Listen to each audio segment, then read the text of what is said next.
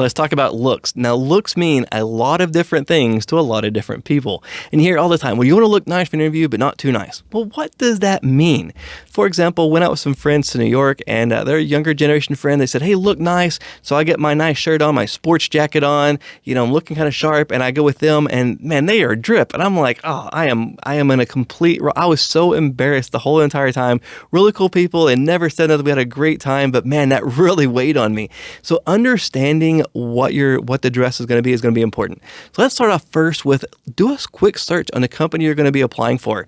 Just look them up, see if you can find some pictures about what their technicians look like, and typically they'll post on social media and they'll have pictures of their workers and see what they look like. If they have white shirts and slacks, then that's a great standard to go with. Get yourself a nice white shirt, make sure it's ironed, some slacks, a belt, and then dress a little above that standard so you look really sharp when you're going in. Now, also, maybe they have their dress code. You see a lot of people working with t-shirts and shorts. In that case, you still want to step it up a bit. A polo would be nice, maybe even a short sleeve polo. You want to make sure you're looking good. Maybe some jeans, still have a belt in there. Polos, you don't have to tuck it in, but still, that's kind of the standard. So if you look and see what their people are wearing and then dress just above that standard, you're going to be good. Now, when it comes to jeans, is a really good one, but if you have jeans, no cuts, no tears, no holes in them, I know that's popular. It kind of comes and goes, but still a nice clean pair of jeans with no worn out spots. You're not trying to ruin any kind of fashion show. And a shirt, a polo is typically good. A button-up shirt is typically good. A tie is really not necessary. I know I'm tie, so I'm automatically disqualified. A button-up shirt, though, does go good. You want to make sure you're wearing typically solid colors. So a solid color, maybe some stripes in it, but don't want to get too fancy. All this, bright stuff sticking out, that really is a distraction to you. So something that just looks clean and simple. And typically speaking, lighter colors are good because it shows kind of a subconscious positivity thing. I'm not sure about that, but you want to make sure that your shirt is ironed. You want to make sure it's clean. If it's a polo, make sure it's ironed.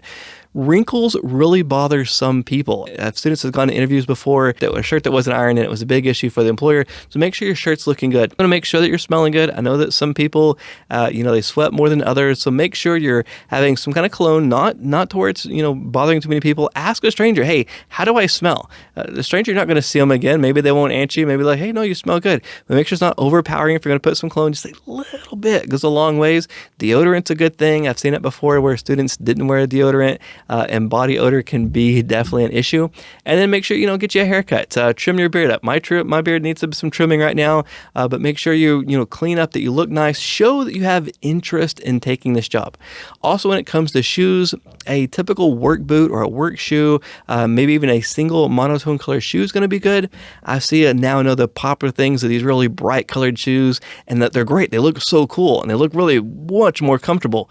The problem is it doesn't look like you're going to be ready to work in an attic or do any kind of that work. They're like, oh, this person's going to be too afraid to get their shoes dirty. So having a standard monotone color shoe is good. A black shoe, a brown shoe, something like that is going to be, or even a boot, those kind of things is going to be important. So don't overdress. So you don't have, it's not like you're going to a club or anything. You're looking for a professional interview. And so looking up that employer, what they're wearing, what they have is going to be important, and it's a great little segue to get you into that door. Now, everybody has a different idea. Some people actually want students to come in with a tie. That's very, very rare. Most of the time, it's not going to work for you, but simply looking nice. I even also recommend a lot of times bring a t-shirt or a change of clothes with you, so that way if they say, hey, if we were to hire you now, you're ready to go, and you could pull out of your bag, hey, look, I got a change of clothes right here. I'm ready to work right now. Just let me know. We're ready to go. That's something that can be very powerful too. And also you can offset your attire by also bringing in a tool bag. Bring your tool bag with you to the interview. That's a great thing to have. So as you come in with you, maybe you're a little bit overdressed. Okay, but it's balanced out, but you have your tools and you're ready to work. Great way to find these clothes, secondhand stores like Goodwill, Salvation Army. You can get them for like $6, $7. And like you're not wearing this out to the club. You wear it one time for the interview, maybe your first few days at work. Who cares if it gets dirty? You can throw it away. You can replace it pretty cheap. So things like